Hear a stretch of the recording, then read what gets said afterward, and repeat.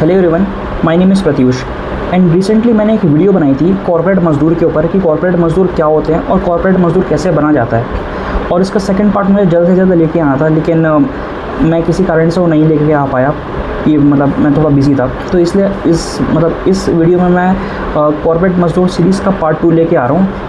और इस वीडियो का टाइटल रहेगा कि कैसे एक college student, this video specifically for college student, कि कैसे एक कॉलेज स्टूडेंट जो है वो कॉर्पोरेट मज़दूर बनने से बच सकता है। देखो, कॉर्पोरेट मज़दूर जो है वो दो लोग बन सकते हैं, या तो मान लो कि कोई स्टूडेंट बनेगा या फिर कोई ऑलरेडी जॉब में है वो बनेगा। तो अगर आप चाहते हो कि आप कॉर्पोरेट मज़दूर ना बनो तो उसका तरीका क्या है? देखो, तरीके सेम ही है, दोनों के लिए सेम ही है, लेकिन इस वीडियो में मैं सिर्फ स्टूडेंट के लिए बात करूँगा और अगले वीडियो में ना मैं बात करूँगा उन जो वर्किंग प्रोफेशन है वो क्या कर सकते हैं, क्योंकि वो ऑलरेडी थोड़ा आगे और थोड़ा फंस चुके हैं, ऑलरेडी मजदूरी में फंस चुके हैं और अब उनको बाहर निकलने के लिए क्या करना है। और जो कॉलेज स्टूडेंट है वो भी नहीं फंसे हैं, उनके पास अभी भी टाइम है, तो वो कैसे बच सकते हैं। ठीक है, तो अगर हम बात करेंगे कॉर्पोरेट मज़दूर कैसे एक स्टूडेंट बच सकता है, अगर कोई इंजीनियरिंग स्टूडेंट है, उसने फर्स्ट ईयर में एडमिशन लिया है, वो सेकेंड ईयर में, तो कैसे बच सकता है कॉर्पोरेट मज़दूर बनने से, एक एवरेज जॉब करने से वो कैसे बच सकता है। तो देखो, इसके मैं आपको 2 पॉइंट समझाऊंगा कि वो कैसे बच सकता है। सो नंबर 1 पॉइंट जो है, देखो मैं बताता हूँ नंबर 1 पॉइंट क्या है। नंबर 1 पॉइंट ये है ना कि जब आप इंजीनियरिंग लो, ठीक है, जैसे आपने सोचा कि मैं इंजीनियरिंग करता हूँ, ठीक है, तो आप कौन सी स्ट्रीम ले रहे हो ना वो आपको पता होना चाहिए। आप कोई भी स्ट्रीम ना भेड़ चाल में मत लो, ठीक है। जैसे कि देखो कि बहुत लोग देखते हैं कि कंप्यूटर साइंस में ना हाई पेइंग जॉब मिल जाती है, ईजिली मिल जाती है, पेनिट्रेट करना आसान होता है, ईजिली होता है, तो चलो हम लोग ना कंप्यूटर इंजीनियरिंग ले लेते हैं, ठीक है। लेकिन इस तरह की बेवकूफ़ी आपको नहीं करनी है, ठीक है। जैसे कि जब आप 10th क्लास में थे, उसके बाद आप 11th में आए, तो उसके बाद आपके पास 3 ऑप्शन होते हैं, साइंस, कॉमर्स और आर्ट्स। अगर मान लो कि किसी के पास 90% मार्क्स हैं और वो साइंस ले रहा है, तो उसको उसी टाइम पता होता है कि साइंस लेके मैं क्या करूँगा, ठीक है। 12th के बाद कोई ये नहीं सोचता कि मैं क्या करूँगा, उसको पहले ही सोचना होता है, 10वीं में ही सोचना होता है कि मैं क्या करने वाला हूँ, ताकि वो मैक्सिमम इम्पैक्ट ला पाए उस फील्ड में। जो लोग ऐसी बेवकूफ़ी करते हैं कि वो 12th में ही सोचते हैं, वो लटक के रह जाते हैं। जैसे मान लो कि अगर कोई लड़का है, ठीक है, और वो चाहता है कि वो पायलट बने, ठीक है, तो उसको ये चीज़ 10th में ही पता होनी चाहिए कि मुझे पायलट बनना है, ताकि वो जो 11th 12th है उसका वो ढंग से यूटिलाइजेशन कर पाए और पायलट के बारे में जानकारी ले पाए, और जो सब्जेक्ट पायलट के एग्ज़ाम्स में आते हैं उसकी तैयारी ढंग से कर पाए। या फिर अगर मान लो कि किसी को फ़ौज में जाना है तो वो साइंस लेगा और वो साइंस के साथ अपनी फ़िज़िकल एजुकेशन पर भी ध्यान देगा। अगर किसी को मान लो इंजीनियरिंग में जाना है तो हो सकता है वो फिजिकल एजुकेशन पे इतना ध्यान ना दे, उसे जो 3 बेसिक सब्जेक्ट्स होते हैं, कोर सब्जेक्ट्स, केमिस्ट्री, फिजिक्स और मैथमेटिक्स, उन पे ही ध्यान देगा और वो अपने जेईई का एग्ज़ाम क्वालिफाई करने पे ध्यान लगाएगा। लेकिन अगर कोई समझदार आदमी है जिसके 10th में डायरेक्ट से कुछ भी मार्क्स आ गए और उसने पूरी 11th 12th ऐसी हवा में निकाल दी, उसके बाद वो 12th में आकर सोचा कि अब मैं क्या करूँ, चलो मैं अब मैं 12वीं में सोचा कि मैं पायलट बनता हूँ, तो उसके लिए काफ़ी मुश्किल हो जाएगी, ठीक है, उसका काफ़ी टाइम वेस्ट हुआ है। तो ऐसी गलती ना आपको बीटेक में नहीं करनी है। जब आप बीटेक में जाते हो, आप बीटेक में एडमिशन लेते हो, तो आप बीटेक में जो आप स्ट्रीम चुन रहे हो, आपको पहले ही पता होना चाहिए कि मैं ये स्ट्रीम क्यों चुन रहा हूँ। आप खुद से पहले तो ये वादा करो कि मैं जो स्ट्रीम चुनूँगा वो भेड़ चाल में नहीं चुनूँगा कि चलो मेरे दोस्त ने ये चुन लिया तो फिर मैं भी ये चुन लेता हूँ। क्योंकि जब आप कोई स्ट्रीम चुनते हो तो डे 1 से आपको पता होना चाहिए ना कि इस स्ट्रीम से मैं क्या मैक्सिमम इम्पैक्ट लेके आ सकता हूँ सोसाइटी में, ठीक है। तो जैसे मान लो कि कुछ लोग यूपीएससी क्वालिफाई करते हैं, तो कुछ लोग आईएएस बनना चाहते हैं, कोई आईपीएस बनना चाहते हैं, और वो ये ड्रीम करते हैं कि मैं अपनी जॉब से इस तरह का इम्पैक्ट लेके आऊँगा सोसाइटी में। तो उसी तरह से जो इंजीनियर लोग होते हैं वो भी एक अंडररेटेड जॉब होती है, वो लोग भी काफ़ी इम्पैक्ट लेके आ सकते हैं सोसाइटी में। तो जैसे मान लो कि अगर आप कंप्यूटर साइंस ले रहे हो तो आप कोई ऐसा सोच सकते हो कि मैं एक नया एआई लेके आऊँगा और एआई से कुछ इम्पैक्ट लेके आऊँगा। या फिर अगर मान लो कि अगर आपने इलेक्ट्रॉनिक्स एंड कम्युनिकेशन लिए तो आप ये सोच सकते हो कि मैं इलेक्ट्रॉनिक्स एंड कम्युनिकेशन की पढ़ाई करूँगा और कम्युनिकेशन की फील्ड में कोई नया इम्पैक्ट लेके आऊँगा, कोई नया रिसर्च करूँगा, ठीक है, कुछ नया चेंज लेके आऊँगा। तो इस तरह की सोच के साथ आपको डे 1 से इंजीनियरिंग में घुसना है। अगर आप भेड़ चाल करके घुस रहे हो इंजीनियरिंग में तो आप बेवकूफ़ी कर रहे हो, ठीक है, आपको ऐसा नहीं करना है। तो पॉइंट नंबर 1 तो यही था कि अगर आप चाहते हो कि आप एक कॉर्पोरेट मजदूर ना बनो, तो आपके पास ना एक विज़न होना चाहिए कि मैं ये क्यों पढ़ रहा हूँ और इस पढ़ाई से ना मैं क्या इम्पैक्ट लेके आने वाला हूँ सोसाइटी पे, ठीक है। तो अब पॉइंट नंबर 2 है। पॉइंट नंबर 2 है कि हम कॉर्पोरेट मजदूर बनने से कैसे बच सकते हैं। वो ये है कि आप मिनिमम पढ़ाई करो और मैक्सिमम इम्पैक्ट लेके आओ। देखो, जो मेरे कॉलेज वाले थे या फिर जो मैं देखता हूँ लोगों को, अगर आप किसी भी मतलब खासकर मैं ये सॉफ्टवेयर इंजीनियर की बात कर रहा हूँ, अगर आप किसी भी सॉफ्टवेयर इंजीनियर से कोई करियर एडवाइस ले रहे हो ना, तो भाई मैं आपको रिक्वेस्ट करता हूँ, प्लीज़ सॉफ्टवेयर इंजीनियर से ना करियर एडवाइस लेना बंद कर दो। क्योंकि जो सॉफ्टवेयर इंजीनियर होते हैं ना, उनकी जो फंडामेंटल प्रॉब्लम उनके साथ आती है वो ये आती है कि ना सॉफ्टवेयर इंजीनियर वाले ना पढ़ाई बहुत करते हैं, और वो ना इतनी पढ़ाई करते हैं कि वो ओवर पढ़ाई कर लेते हैं, ठीक है। तो किसी भी चीज़ की ओवर जो होती है ना, वो कभी भी अच्छी नहीं होती। जैसे कि अगर आप किसी कॉलेज स्टूडेंट को देखोगे तो वो क्या करेगा ना, वो बहुत ही ज़्यादा डीएसए क्वेश्चन लगाएगा, वो बहुत ही ज़्यादा सिस्टम डिज़ाइन के क्वेश्चन लगाएगा। इनफैक्ट मैं तो कुछ देखता हूँ मतलब कॉलेज के वो मतलब सीनियर मैनेजर लेवल के रोल की पढ़ाई करने लग जाते हैं, मतलब क्यूबरनेट सीखने लग जाएंगे, डॉकर सीखने लग जाएंगे, पता नहीं क्या डेवऑप्स भी कॉलेज में ही कर लेंगे, सब कुछ कर लेंगे। लेकिन आपको ये सब नहीं करना है, क्योंकि कंपनी में जाके ना आपको ये सब काम नहीं मिलने वाला, आपको बहुत बेसिक काम मिलेगा, ठीक है। मोस्ट ऑफ द बच्चों को, अगर कोई एक्स्ट्राऑर्डिनरी तो उसको हो सकता है उसको एक्स्ट्राऑर्डिनरी काम मिल जाए, लेकिन मेरी वीडियो ऑर्डिनरी बच्चों के लिए है, ठीक है। तो अब देखो कि अगर आप कॉर्पोरेट मजदूर बनने से बचना चाहते हो, ठीक है, तो आप कैसे मिनिमम पढ़ाई में मैक्सिमम इम्पैक्ट लेके आ सकते हो। तो इसका वन वर्ड आंसर है, वो है आपके प्रोजेक्ट्स। देखो, जो कंप्यूटर साइंस के बच्चे हैं, जो इलेक्ट्रॉनिक्स के बच्चे हैं, फिर इलेक्ट्रिकल के बच्चे हैं, वो लीड कोड पे जाके ना बहुत ज़्यादा डेटा स्ट्रक्चर्स एंड एल्गोरिथम से क्वेश्चंस प्रैक्टिस करते हैं, ठीक है, जो कि फ़ायदेमंद भी होता है। लेकिन जो मोस्ट अंडररेटेड चीज़ होती है ना, वो होता है आपका प्रोजेक्ट। देखो, जो प्रोजेक्ट होता है ना, वो आपको डिफ़ाइन करता है कि आप जितना पढ़ रहे हो, आप उसका क्या आउटपुट लेके आ पा रहे हो, ठीक है। तो थिंग शुड बी नॉट कि आप बहुत ज़्यादा पढ़ाई कर रहे हो लेकिन आप उसको रियल वर्ल्ड में अप्लाई नहीं कर रहे हो। थिंग शुड बी कि आपने कम पढ़ाई करी पर आपने उसको रियल वर्ल्ड में अच्छे से अप्लाई कर दिया, ठीक है। जैसे कि मैं आपको ना यहाँ से कुछ अच्छे प्रोजेक्ट्स के बारे में बताता हूँ कि कैसे आप मतलब क्यों लोग ना आज के टाइम में स्ट्रगल कर रहे हैं जॉब करने से, ठीक है।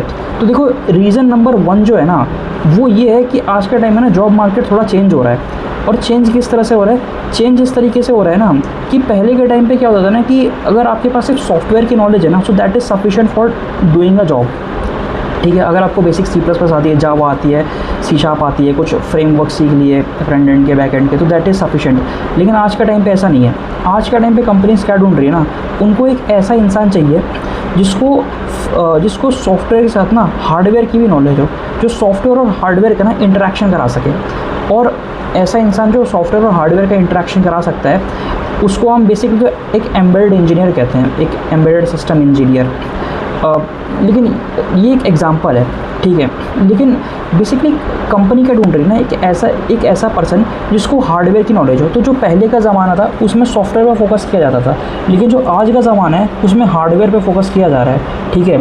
ऐसे लोगों की डिमांड बढ़ रही है जो हार्डवेयर को समझते हों और हार्डवेयर और सॉफ्टवेयर का इंटरेक्शन करते हो। तो अगर आप बहुत ज़्यादा डेटा स्ट्रक्चर एंड एल्गोरिथम्स करते रहोगे या फिर कोई बेसिक सा सॉफ्टवेयर प्रोजेक्ट बना दिया, तो उसमें आपको हार्डवेयर के बारे में कुछ समझ नहीं आएगा। आप कितने भी डेटा स्ट्रक्चर के क्वेश्चन कर लो, लेकिन आपको ये कभी समझ नहीं आएगी हार्डवेयर और सॉफ्टवेयर कैसे इंटरेक्ट करता है आपस में, ठीक है। तो जैसे कि मैंने कुछ पॉइंट्स लिखे हुए थे, मैं वो आपको बताना चाहता हूँ जिससे कि आपकी मदद हो जाएगी, ठीक है। तो देखो, सबसे पहले जो होता है ना कि मैंने ऐसा क्यों कहा कि आपको हार्डवेयर की समझ होनी चाहिए। देखो, क्योंकि आज के टाइम पे अगर आप देखोगे जो दुनिया वाले हैं वो रिसर्च कर रहे हैं नई नई टेक्नोलॉजी पे, और जितनी भी नई टेक्नोलॉजी पे रिसर्च हो रही है ना, वो सब ऐसी रिसर्च हो रही है कि हार्डवेयर और सॉफ्टवेयर ना एक साथ हम मिला के ना, और खासकर सॉफ्टवेयर में AI, हम कैसे नई नई चीज़ें ले आ सकते हैं। इसका नंबर 1 एग्जाम्पल है रोबोटिक्स। दूसरा एग्जाम्पल मैंने लिखा है ड्रोन।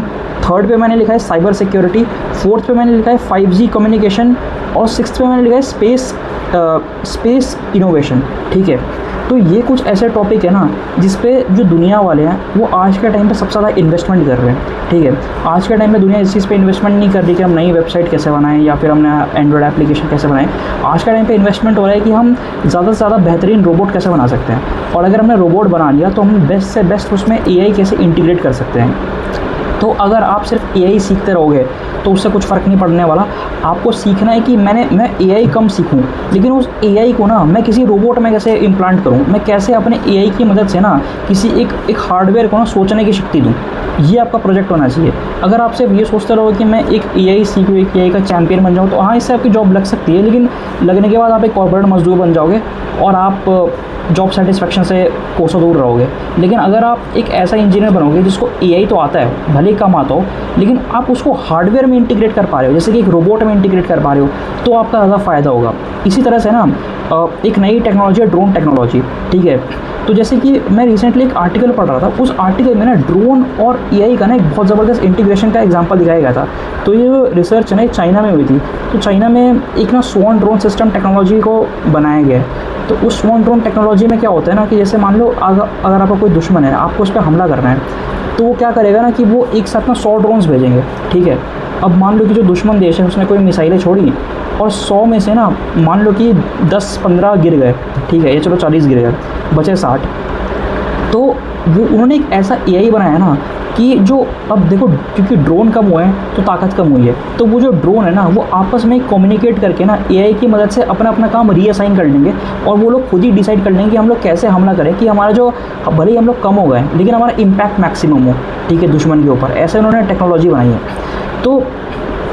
तो मतलब मेरे पास कहने का मतलब यही है कि अगर आप मतलब ऐसे प्रोजेक्ट बनाओगे जिसमें कि हार्डवेयर और सॉफ्टवेयर का इंटीग्रेशन हो, क्योंकि drone technology is a pure piece of art जिसमें कि हार्डवेयर और सॉफ्टवेयर दोनों का इंटीग्रेशन हुआ है, ठीक है। या फिर साइबर सिक्योरिटी हो गया। तो देखो साइबर सिक्योरिटी में क्या होता है ना कि सबसे पहले तो इसमें इसमें क्या होता है ना, जैसे मान लो कि आपको ना कंप्यूटर के बेसिक्स के बारे में पता होना चाहिए। अगर मान लो कि आप सीएसई में हो, कंप्यूटर साइंस में हो, और आप ये जानना चाहते हो कि भाई मैं कैसे अपनी जॉब को सिक्योर कर सकता हूँ, तो उसका रीज़न मतलब उसका तरीका ये है ना कि आप ना कंप्यूटर के बेसिक्स को समझो कि कंप्यूटर काम कैसे कर रहा है। जैसे मान लो कि ना मैंने इंस्टॉल का बटन दबाया, मान लो कि मुझे कोई ऐप इंस्टॉल करनी, तो ऐप सबको बनाना आता है। गूगल प्ले पे हर कोई ऐप बना सकता है, कॉलेज स्टूडेंट तो बड़ी इजीली बना सकता है, लेकिन भाई ऐप बनाने का होता क्या है वो किसी को नहीं पता होता। जैसे मान लो कि मैंने एक ऐप बना के प्ले स्टोर पर डाल दिया, अब मैंने इंस्टॉल का बटन दबाया, ठीक है, तो वो जो कोड है वो प्ले स्टोर से उठ के ना मेरे फ़ोन पर आ गया, लेकिन वो मेरे फ़ोन पर आया कैसे भाई, और वो मेरे फ़ोन पर अगर उसका कोड आया है तो वो सेव कैसे हुआ, ठीक है। मतलब जो मेरा मोबाइल फ़ोन है वो मतलब कुछ कॉम्पिटिशनल तो काम तो कर रहा होगा ना समझने के लिए कि हाँ ये कोड है, इसको मुझे रन करना है, तो बेसिकली वो रन कैसे कर रहा है, ठीक है। इसकी समझ बहुत कम लोगों को होती है, और इसकी समझ एक जो इस चीज़ को समझता है ना वो हार्डवेयर को समझता है। और आई थिंक एक एम्बेडेड इंजीनियर इसमें काफ़ी मतलब वो काफ़ी अच्छे से इसी समझ सकता है। तो अगर आप सीएसई में हो तो आई थिंक मतलब चीज़ों को समझना कि मतलब सॉफ्टवेयर एक हार्डवेयर में कैसे स्टोर हो रहा है वो सब आपको पता होना चाहिए। इसी तरीके से 5G कम्युनिकेशन, 6G कम्युनिकेशन, ये सब रिसर्च के एरियाज़ है जहाँ पर हार्डवेयर के ऊपर भी रिसर्च हो रही है। मतलब अगर आपको 5G टेक्नोलॉजी बनानी है तो ऐसे नहीं कि आपने सिर्फ सॉफ्टवेयर बना दिया और काम खत्म हो गया। आपको 5G 6G टेक्नोलॉजी के लिए वैसे एंटीना भी तो बनाने पड़ेंगे ना जो 5G और 6G को सपोर्ट करते हों।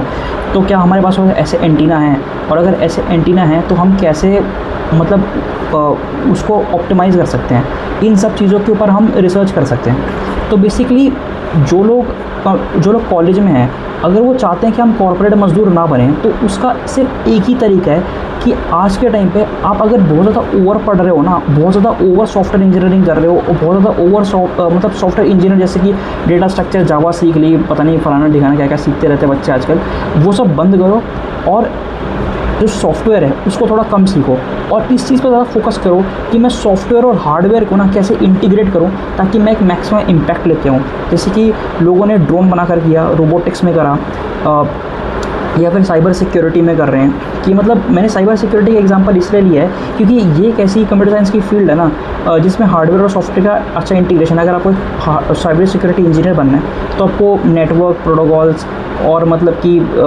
हार्डवेयर कैसे काम करे उन सब की आपको नॉलेज होनी चाहिए, तभी आप ये सब कर सकते हो ढंग से। तो लास्ट में मैं यही कहूँगा कि अगर आप कॉलेज में हो, हाँ, तो आपका मेन एम जो है वो ये होना चाहिए ना कि आप 3 साल या 4 साल में ना कोई ऐसा स्किल सीखो जो कि कोई और ना कर पाए, ठीक है। तो अगर मान लो कि आपने सिर्फ डेटा स्ट्रक्चर सीख लिए, तो देखो डेटा स्ट्रक्चर मैंने खुद करा है, मुझे लगता है कि ये एक डिफ़िकल्ट चीज़ है, लेकिन एक ऐसी चीज़ नहीं है कि जो कोई और नहीं कर सकता। अगर मान लो कि मैं किसी और को मान लो कि मैं किसी डॉक्टर को भी ये बोलूँ ना कि डेटा स्ट्रक्चर सीख लो, तो अगर उसको इंटरेस्ट लगा ना तो शायद वो सीख लेगा। लेकिन मुझे नहीं लगता कि अगर मैं किसी डॉक्टर को बोलूँ कि चलो एंटीना बनाते साथ में मिलकर, या चलो एक ड्रोन टेक्नोलॉजी बनाते, तो वो बना पाएगा। उसमें उसकी हवाइयाँ छूट जाएंगी, क्योंकि these are very sophisticated technology.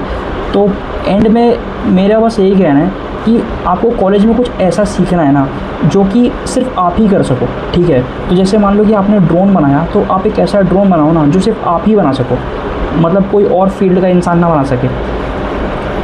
तो अगर आप ऐसा करते हो तो आई थिंक मतलब आप कॉर्पोरेट मजदूर बनने से बच जाओगे। बेसिकली अगर आप कॉर्पोरेट मजदूर बनने से बचना चाहते हो तो आपको एक रिसर्च की जॉब में जाना पड़ेगा, ठीक है। वरना तो देखो, आप बीटेक करोगे, आपको किसी कंपनी में जॉब मिल जाएगी, हो सकता है आपका पैकेज भी अच्छा हो, लेकिन कुछ सालों के बाद ना आपकी जॉब सेटिस्फैक्शन ख़त्म हो जाएगी, ठीक है। तो जब आपकी जॉब सेटिस्फैक्शन ख़त्म हो जाएगी आज से 5 साल बाद, तब आपको लगने लगा कि मैं कॉर्पोरेट मजदूर हूँ, और फिर आप मतलब इधर उधर भागने की सोचोगे कैसे मैं यहाँ से बाहर निकलूँ। तो अब नेक्स्ट वीडियो में हम लोग बात करेंगे कि हम मतलब कैसे एक जो वो होता है, एक ऐसा इंसान जो जॉब में है, वो कैसे जो ऑलरेडी फंस चुका है, 7-8 साल दे चुका है अपनी ज़िंदगी के, वो कैसे, अगर वो कॉर्पोरेट मजदूर बना हुआ है तो वो कैसे बाहर निकल सकता है। So thank you very much. अगर आपको ये वीडियो पसंद आया हो तो प्लीज़ लाइक करिएगा और चैनल को सब्सक्राइब करिएगा। Thank you very much.